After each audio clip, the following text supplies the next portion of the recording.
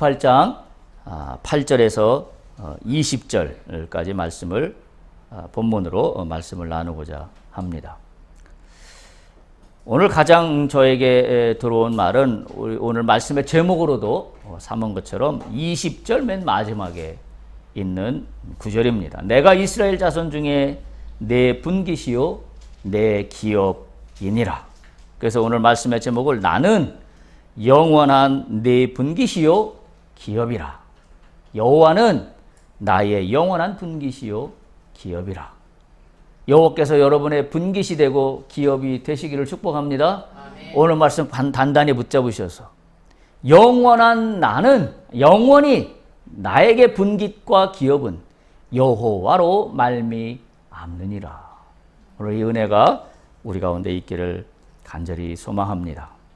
이 분깃이요 기업이라고 주시는 이 말씀은 지금 8절부터 19절까지 있는 말씀이 지금 결론적으로 20절에 와 있는 건데, 이 앞에 있는 8절에서 19절까지의 말씀의 마지막 그 요약 정리 같은 부분이 어디냐면 19절이에요. 19절 한번 보세요. 19절 보면 이렇게 되었습니다. 이스라엘 자손이 여호와께 거제로 드리는 모든 성물은 내가 영구한 몫의 음식으로 너와 내 자녀에게 주노니, 내가 영구히 너와 너 자녀에게 너의 몫으로 이 음식을 주겠으니 이는 여호와 앞에 너와 내 후손에게 영원한 소금 언약이니라. 라는 언약의 말씀을 주시면서 20절 나는 너의 분깃이요 너의 기업이 된다 라는 말씀으로 결론을 맺고 있는 그와 같은 말씀입니다. 물론 오늘 이 말씀은 지금 아론을 위시한 제사장 가문에게 주시는 말씀입니다. 이 구약시대의 제사장은 우리가 다 알다시피 그들에게 분깃이 없었습니다. 그렇죠? 여호수아가 가나안 땅에 이스라엘 백성들을 데리고 들어갔을 때 어떻게 했습니까? 이 제사장과 레위인 자손들에게는 땅을 분배하지 않았습니다. 그리고 이들은 흩어져 각 족속 가운데 주님의 성막과 주님의 성전을 관리하는 사람들로 세우셔서 이들은 그 족속들이 헌물하는 그것들을 통하여 먹고 살도록 그렇게 율법에 규율이 되어 있던 내용을 우리가 알고 있는 내용입니다. 그러나 우리가 오늘날 시대로 돌아보면 우리는 이 모든 것이 우리에게 주시는 말씀인 것이 분명합니다. 왜냐하면 우리는 제사장이요, 우리는 레위인이요. 왜냐하면 신약 시대에 예수 그리스도께서 우리로 하여금 하나님과 직접 만날 수 있는 길을 열어주셨기 때문에 우리는 곧 제사장입니다. 구약 시대에는 어땠어요? 각각의 한 사람 한 사람은 하나님을 만날 수 없었습니다. 제사장을 통해야만 했습니다. 그래서 지성소에는 아무나 들어갈 수 없었습니다. 제사장만 들어가서 하나님의 임재하심을 볼 수 있었습니다. 하나님의 말씀을 들을 수 있었습니다. 그러나 예수 그리스도께서 그 모든 율례를 다 깨뜨려 버리시고 한 사람 한 사람이 하나님과 소통할 수 있는 십자가의 브릿지를 놓아 주셨어요. 그래서 우리는 어느 누구나 지금 이 시대에 살고 있는 그리스도인들은 어느 누구나 하나님을 직접 만날 수 있기 때문에 이 말씀을 제사장에게 주신 구약시대 그때의 말씀이지만 오늘 우리에게 주시는 말씀으로 우리는 받아들입니다. 그래서 제가 여러분에게 강력하게 축복하며 말씀을 전하는 제목은 여호와는 여러분의 분깃이요 기업이 되십니다. 할렐루야. 이 말씀을 꼭 붙잡을 수 있기를 바랍니다. 제사장은 레위인들은 바로 말씀드린 대로 백성들이 제단에 와 드리는 성물을 통하여 그들의 생계를 유지해 갈 수 있었다라는 것이죠. 왜냐하면 토지를 분배받지 못하기 때문에 그런 내용입니다. 그래서 제사장들은 지극히 거룩한 제물을 먹을 수 있었으며 제사장의 식구들도 거룩한 성물을 먹을 수 있었습니다. 또 레위인이 드리는 11조의 일부도 그들 몫으로 먹을 수 있도록 하나님이 율례에 정해 놓으셨습니다. 그러면 구체적으로 오늘 이 말씀 속에서 하나님이 허락하신 제물이 뭔가를 몇 가지 먼저 살펴보고 이것이 의미하는 영적인 메시지가 무엇인지를 뒤에 가서 함께 나누어 보도록 그렇게 하겠습니다. 첫 번째 구체적으로 주시는 이들의 영구한 몫의 음식은 지성물 중에 불사르지 아니한 것이라고 기록하고 있습니다. 9절 그 앞에 보면 지성물 중에 불사르지 아니한 것은 네 것이라 라고 9절이 시작하고 있습니다. 이 지성물은 지극히 거룩한 제물을 의미하는데 이 지성물은 하나님의 음식으로 제사를 드리는 사람만 먹을 수 있었습니다. 그래서 이런 불사르지 아니한 것을 주셨는데 이 불사르지 아니한 것이란 말은 무슨 의미냐면 제단에서 제물을 불살라 드릴 때 번제물을 모두 태워버리는 게 번제지만 제사에 따라서는 소제나 정화제사나 배상제사 같은 경우는 다 불살라 버리는 게 아니라 일부분만 불살라 버리도록 그렇게 규율이 되어 있습니다. 그래서 그 나머지 불살르지 않은 나머지를 제사장 몫으로 돌렸는데 지금 여기서 불사르지 아니한 것이 내 몫이라는 것은 바로 이 부분을 이야기하고 있는 겁니다. 그러니까 제물 전체가 하나님께 일단 바쳐지고 나서, 그죠? 바쳐지기 전에 떼버리고 바치고 나누고 이게 아니라 제물이 하나님께 먼저 다 바쳐지고 나서 그리고 그 중에 태우지 않은 일부분을 떼어서 제사장 몫으로 주게 하였다라는 그런 의미를 이 불사르지 아니한 것은 다 내 것이라라는 그런 의미, 그런 뜻입니다. 두 번째는 어떤 제사의 것들을 제사장의 몫으로 하나님께서 영구히 주셨냐면 요제와 거제입니다. 11절에 요제와 거제 이야기가 계속해서 나오고 있습니다. 요제와 거제는 뭐냐면 모든 사람이 그 소유물을 하나님께 올려 바칠 때 봉헌할 때 거행하는 예배 의식이 요제 또는 거제입니다. 요제는 뭐냐면 제물을 드릴 때 흔들어서 드리는 게 요제예요. 제물을 흔들어서 드립니다. 그래서 이 제물을 흔들어 드린다는 이 요제는 성경의 전체적인 이 구약의 맥락을 보면 뭐와 가장 깊은 연관관계가 있냐면 첫 번째 것일 때 거의 요제를 함께 드려요. 첫 번째 걸 드릴 때. 그래서 예를 들면 첫 이삭을 드릴 때 또는 제사장의 위임식을 할 때 또는 나시린이 서원할 때 그때는 요제를 다시 말하면 흔들어서 드립니다. 특별히 동물을 요제로 드릴 때는 동물의 가슴 부분을 이 제물로 흔들어서 하나님 앞에 올려드리는데 이 가슴 부분을 흔든다는 얘기는 심장이 다시 뛴다라는 영적인 의미를 담고 있습니다. 그래서 심장의 활동이 재개된다. 다시 말하면 다시 살아난다. 그래서 가슴 부분을 흔들어서 살아난다는 의미로 동물의 가슴 부분을 요제로 드리는 겁니다. 거제는 들어 올려서, 그러니까 흔드는 게 아니라 들어 올려서 제사를 드리는 걸 거제라 그럽니다. 그래서 이 거제도 여호와께서 제사장들에게 몫으로 주셨는데 특별히 화목제물로 바쳐진 제물의 경우에는 오늘 본문에도 나오지만 오른쪽 넓적다리를 거제로 올려 드렸습니다. 또 레위인들이 백성들로부터 받은 11조 중에 11조를 거제로 드렸습니다. 그러니까 지금 가만히 생각해 보면 심장 부분에 해당하는 가슴 부분을 거제로 올려드리고 또 11조 중에 11조를 떼어서 하나님이 주었다라는 이야기는 거제는 어떤 의미를 담고 있냐면 최상위의 헌물이다. 헌물 중에 헌물이다.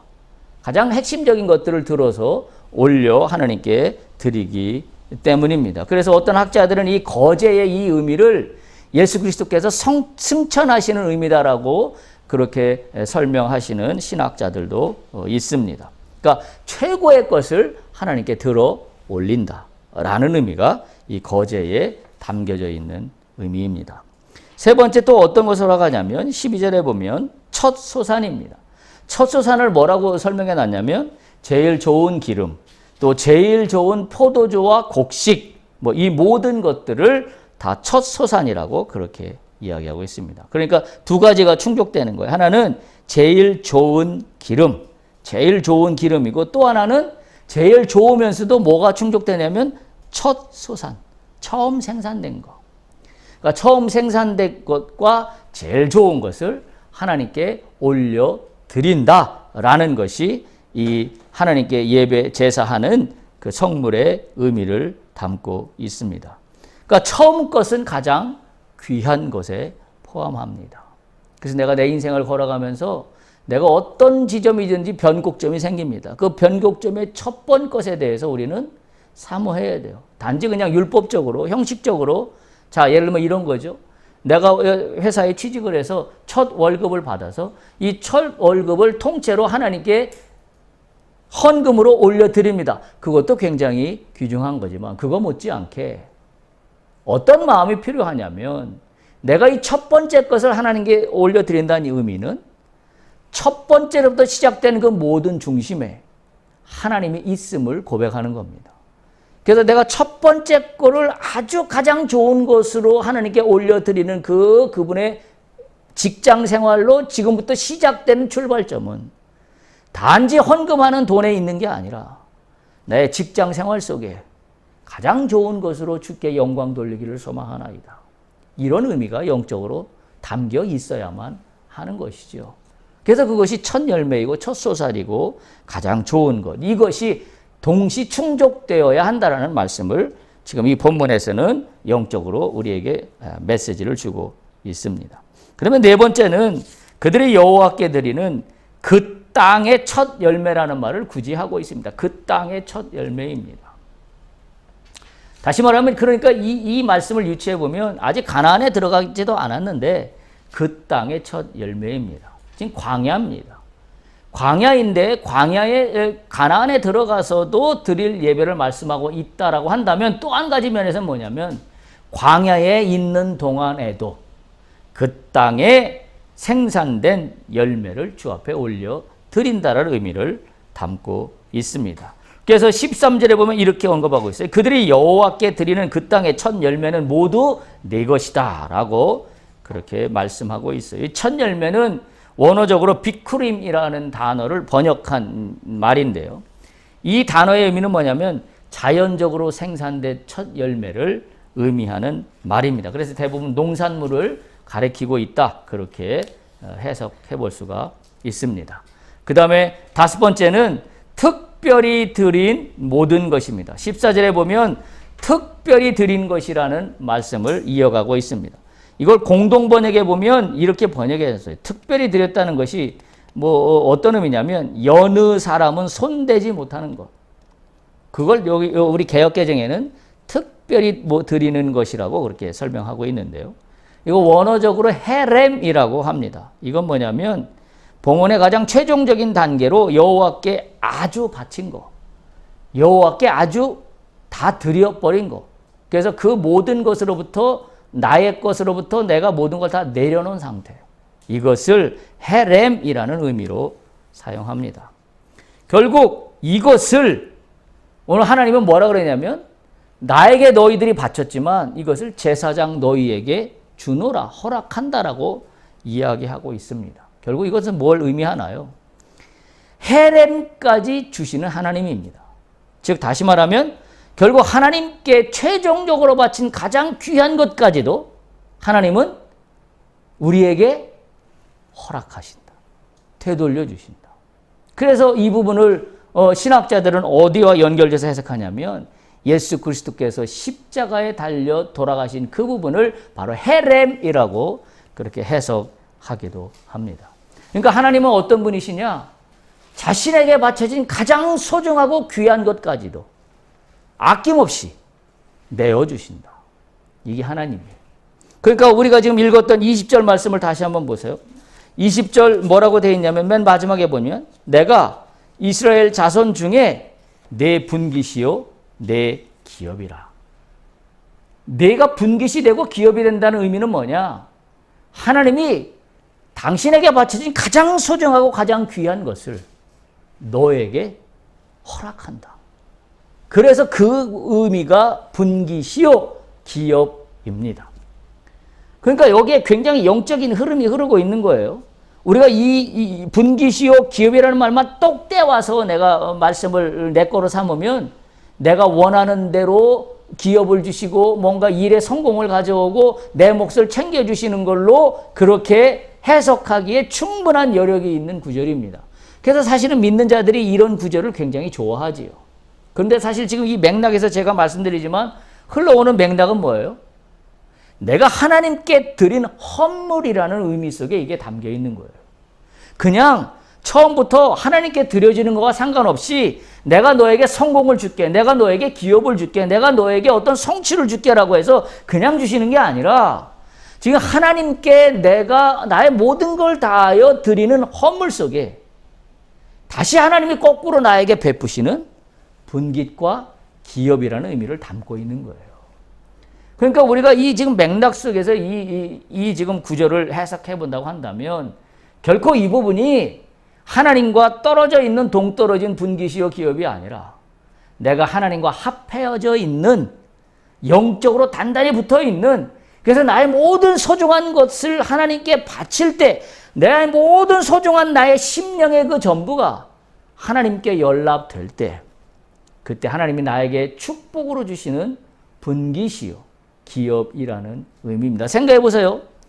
제사장 레위인들에게는 땅을 분배해 주시지 않으셨어요. 그들이 할 수 있는 일은 따라서 뭐예요? 그들이 성막을 관리하고 성전을 잘 관리해서 하나님께 제사하는 일에 빈틈이 없도록 하는 게 그들이 해야 될 일이에요. 따라서 이들이 해야 될 일은 그 일에 하나님의 마음에 합하여 그것이 율법적으로 행위적으로 드리는 것으로 끝나는 것이 아니라 그들이 정말 정결한 마음으로 거룩한 마음으로 거룩하게 이 모든 준비를 드려 하나님께 제사를 올려 드려야 되는 그 과정이 있는 거죠. 우리 믿는 자들은 대부분 이 과정은 생략하고 싶어 합니다. 그리고 뭔만 갖고 싶어 하냐면 시작을 했으니 결론만 주십시오. 그래서 내가 시작했으니 하나님 나에게 약속 있지 않으셨습니까? 당신은 나에게 분깃이 되고 기업이 된다 하셨으니 이것을 나에게 허락해 주십시오라고 한다면 이 기도는 하나님 듣지 않으십니다. 우리가 이 말씀의 맥락의 흐름을 잘 이해할 수 있어야 돼요. 20절 끄트머리 있는 것만 똑 따먹으려고 하면 따먹어지지가 않아요. 어떻게 해야 돼요? 나의 모든 것들을 하나님께 드리는 그런 예배와 제사의 태도가 나의 삶 가운데, 나의 비즈니스 가운데, 나의 행하는 일들 가운데 그것이 나타나야 해요. 그래 하나님이 그곳에 이것이 너의 분깃이 되노라. 이것이 너의 기업이 되노라고 하나님께서 우리에게 되돌려 주시는 허락하시는 축복이 된다는 사실을 우리가 반드시 기억해야 합니다. 그래서 6번째 보면 이렇게 말씀을 이어가세요. 여호와께 드리는 모든 생물에 처음 나는 것은 사람이나 짐승이나 다 네 것이다. 그래서 특별히 이 대속을 해야 되는데 사람인 경우에는 난 지 한 달 후에 5세겔로 대속하라고 되어 있습니다. 대속한다는 얘기는 뭐예요? 죽이는 게 아니라 대속의 대가를 치르고 대신 죽게 하는 거죠. 그래서 사람은 죽게 하지 않고 동물을 대신 죽게 해서 그 동물의 값을 치르어서 말하자면 하나님께 제사를 드리는 거죠. 특별히 사람을 한 달 후에 하라고 한 것은 아직 그때 당시에는, 지금은 뭐 그렇지 않지만 태어난 지 한 달 정도 되기까지는 살아있다라고 인정되지 않았던 시대입니다. 그래서 사람의 경우에는 태어난 지 한 달이 지난 후에 대속을 하라라고 그렇게 규정을 하고 있는 것입니다. 자, 이 지금 전체적인 흐름을 우리가 봤는데요. 이 지금 제사에 드려질 이 규례 속에 제사장이 드려질 이 모든 헌물들, 특별히 제사장 몫으로 돌려지는 이 모든 것들은 그냥 하나님이 그냥 너에게 주는 몫이 아니라 제사장이 어떤 태도로 받아야 될 것인가라는 영적인 메시지가 지금 이 안에 흐르고 있습니다. 그 첫 번째는 뭐냐면 우리가 이 흐름에서 놓치지 않아야 되는 것은 어디에 있냐면 8절부터 시작하는 데에 있어요. 특별히 8절에 뭐라고 시작하냐면 여호와께서 또 아론에게 이르시되 보라 내가 내 거제물 곧 이스라엘 자손이 거룩하게 한 모든 헌물을 네가 주관하고라고 시작합니다. 이스라엘 백성들이 하나님께 거룩하게 드린 헌물을 누가 주관하느냐? 네가 주관한다라고 지금 본문의 말씀은 시작하고 있습니다. 이건 그냥 보면 내가 주관한다? 그럼 내가 알아서 관리한다? 라는 의미로 해석할 수 있지만 본문은 그런 의미가 아닙니다. 여러분 기억하시나요? 지난번 말씀에 나눌 때 민수기 18장 7절에 했던 말씀을 기억하시나요? 한번 보세요. 7절에 보면 너와 내 아들들은 제단과 휘장 안의 모든 일에 대하여 제사장의 직분을 지켜 섬기라. 제사장의 직분을 지켜 섬기라. 근데 내가 제사장의 직분을 너희에게 선물로 주었은즉 제사장에게 주신 직분은 선물로 주신 거라고 그랬습니다. 이 선물이 준 의미는 뭐라고 그랬죠? 이게 청지기 정신이라고 그랬습니다. 청지기 정신이라고 그랬어요. 그래서 지금 오늘 본문 18장 8절을 보면 거룩하게 한 모든 헌물을 네가 주관하게 하고 이 부분을 해석이 이게 좀 헷갈려서 공동 번역을 해석해 놓은 걸 보면 이렇게 번역이 되어 있습니다. 야훼께서 아론에게 말씀하셨다. 나 이제 나에게 들어올 재물을 너에게 주관하게 하고를 어떻게 해석해놨냐면 너에게 맡겨 관리하게 하겠다. 이렇게 번역해놨어요. 그러니까 맡겨서 관리하게 한다는 의미가 뭐예요? 그게 청지기 정신이에요. 그게 스튜어드십입니다. 하나님이 나에게 주신 것은 내 소유로 내 마음대로 하라고 주신 게 아니라 하나님이 나에게 맡겨주신 겁니다. 그래서 제가 지난번에 우리의 일과 직업에 대한 태도를 말씀드릴 때 하나님이 나에게 주신 일과 직업의 모든 것들은 내 소유로 내 마음대로 하라고 주신 것이 아니라 나에게 맡겨 관리하도록 하나님이 허락해 주신다는 말씀을 드렸던 것을 지금 오늘 이 18장 8절에서 연결되어서 나오고 있습니다. 그러니까 나는 너의 분깃이요 기업이 된다라고 하시는 하나님의 말씀의 첫 번째 스타팅 포인트는 어디에 있냐면 내가 너에게 허락한 것을 너는 맡아 잘 관리해라 라는 것이 첫 번째 단추예요.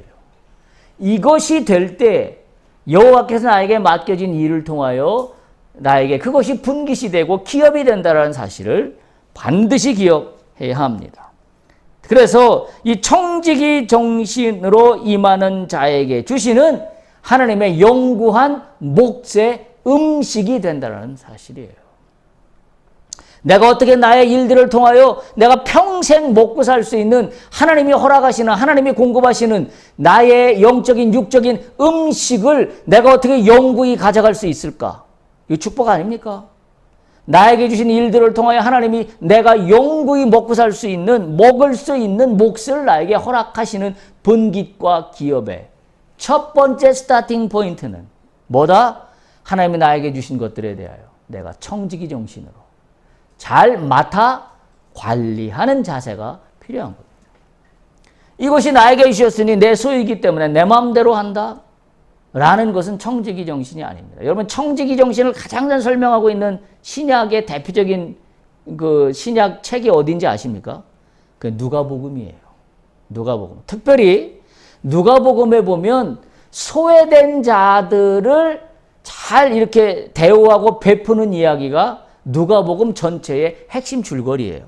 그래서 마태복음이나 마가복음하고 다른 것은 비슷한 기사들이 나오지만 비슷한 기사들 속에 특별히 누가복음은 소외된 자, 다시 말하면 나그네, 과부된 자 이런 자들에게 소홀히 대접하지 않는 이야기가 누가복음 전체의 핵심을 이루고 있어요.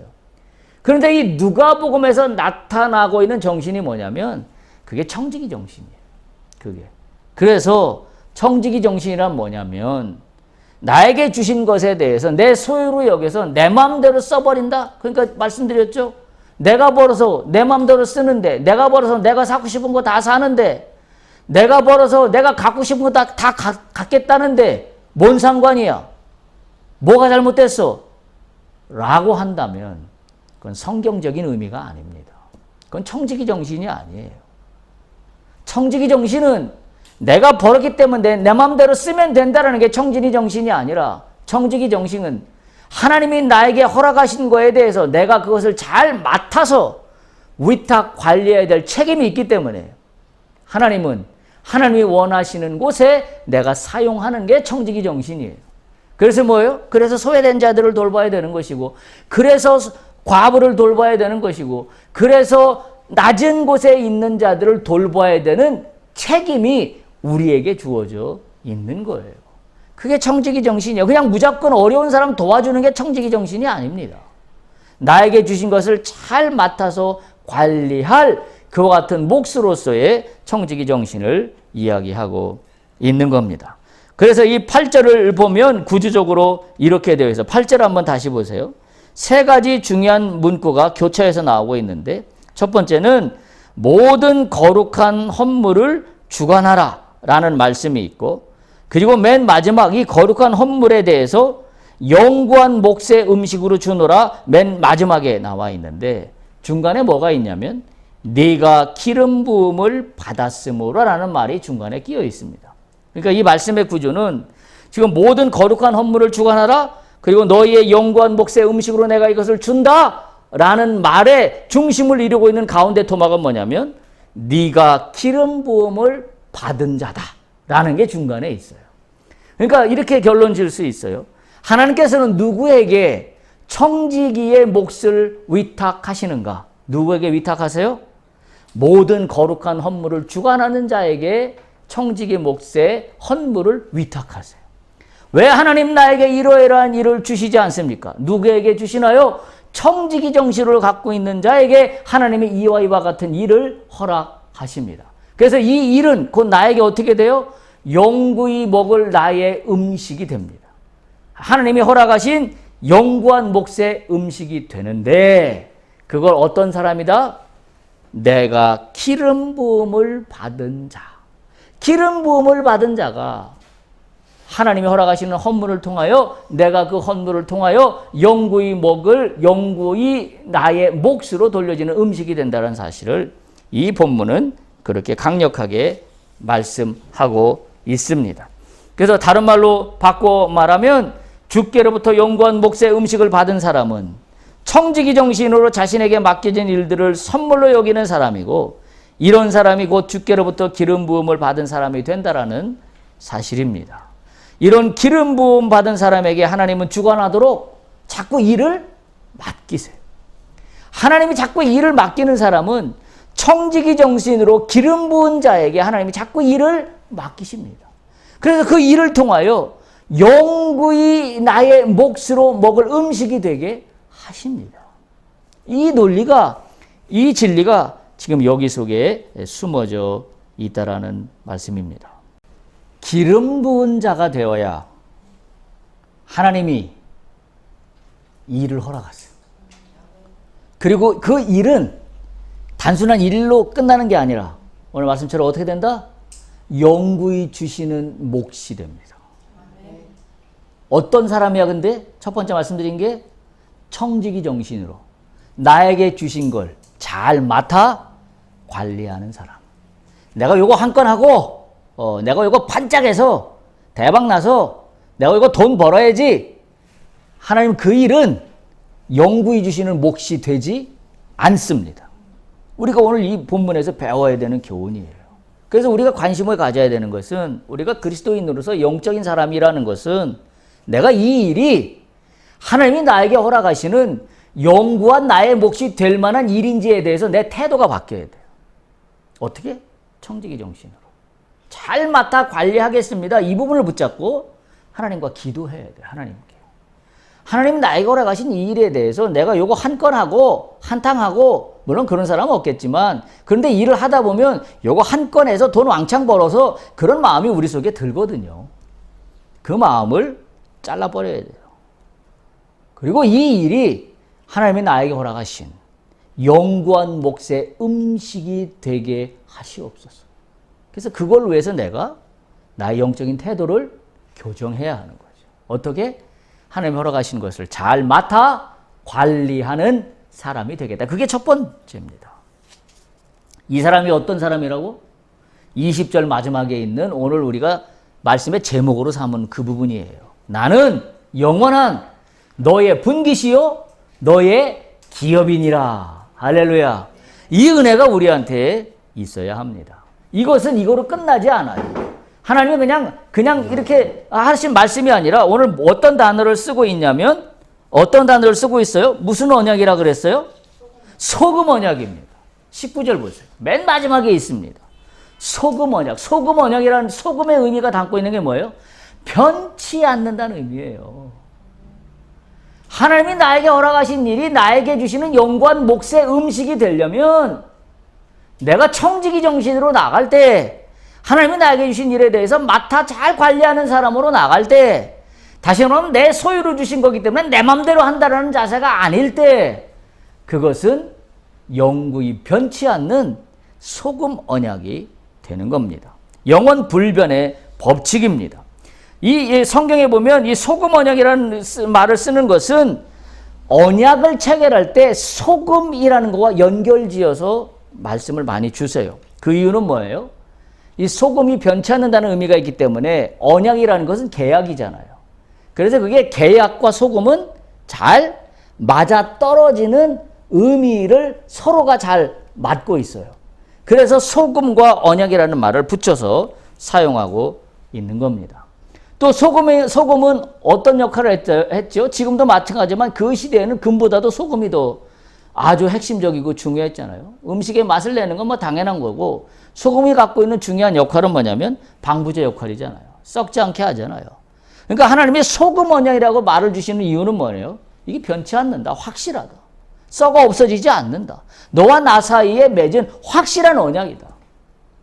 라는 이야기를 지금 8절 우리가 나누었던 영구한 몫의 음식이라는 이 이야기의 의미에서 지금 이쪽 소금 언약으로 연결되고 있다라는 사실입니다. 자, 그런데 이 소금 언약이 유효한 사람은 어떤 사람이냐면 정결한 사람이에요. 기억하십시오. 정결한 사람입니다. 11절에도 나와 있고 13절 끝부분에도 나와 있어요.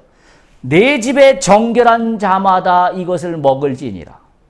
내 집에서 정결한 자마다 먹을지니라. 누가 이 음식을 먹어요? 누가 영구한 음식을 몫으로 먹어요? 정결한 자입니다. 정결한 자예요.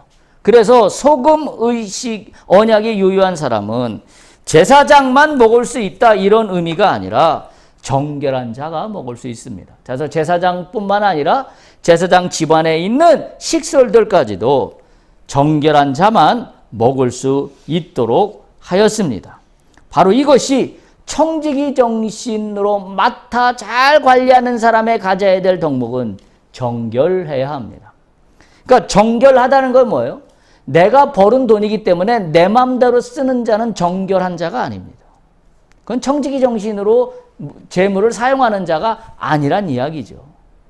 그래서 그것은 영구한 몫의 내 음식이 되지 못해요. 내가 열심히 일해서 벌었지만 그것이 내 몫이 영원히 되지 못하는 것은 내가 그 벌은 재물을 정결하게 사용하지 않았기 때문입니다. 하나님이 영구한 몫으로 주시는 자에게는 정결한 자에게 먹으라라고 주께서 말씀을 주고 있다는 사실을 기억해야 합니다.